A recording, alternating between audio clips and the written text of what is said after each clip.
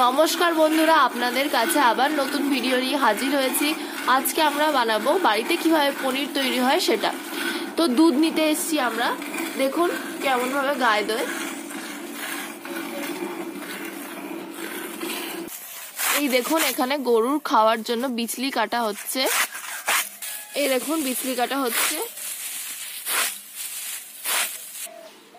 এটাকে বিচলি গাদা বলে। এখানে বিচলিগুলোকে রাখা হয়, প্রয়োজনে এখান থেকে বিচলিগুলোকে নিয়ে কাটা হয় গরুর খাবারের জন্য। দেখুন বন্ধুরা, এই গরুগুলো থেকেই আমরা দুধ নিয়ে যাই।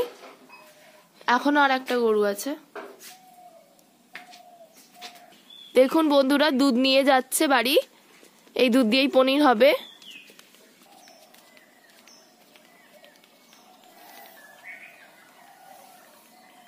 বালতি থেকে 1 লিটার দুধ মতো আমরা নিয়ে নিয়েছি।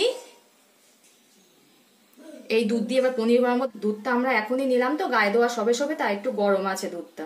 গ্যাসটা অন করে দিলাম। এবার দুধটা একটু ফুটিয়ে নেব। দুধটা ফুটে এসেছে, এতে দিয়ে দেব ক্যালসিয়াম ল্যাকটেট।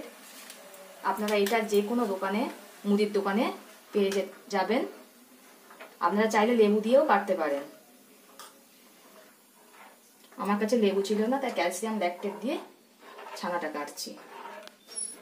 আমার ছানাটা কাটা হয়ে গিয়েছে। বা পরিষ্কার একটা কাপড়ে আমি ছানার জলটা ঝরিয়ে নেব। ছানাটাকে আমার পরিষ্কার না প্রায় ছাকা হয়ে গিয়েছে। এবার একটা থালার ওপরে নিয়ে আর একটা থালা দিয়ে ভারী কিছু দিয়ে চাপ দিয়ে রাখবো। আপনারা চাইলে যে কোনো পাত্রের, সমান পাত্রের ওপর রেখে একটা ভারী কিছু দিয়ে 15 মিনিট মতো চেপে রাখতে হবে।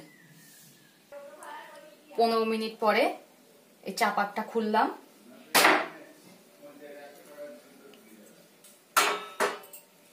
দেখুন বন্ধুরা, 1 লিটার দুধে, এই 1 লিটার দুধে কতটা ছানা হয়েছে। এবার এগুলোকে পিস পিস করে কেটে নেব পনিরের আকারে। আমার পনির কাটা রেডি হয়ে গিয়েছে। এই পনিরটা রান্না করে খেলে খুবই ভালো লাগে।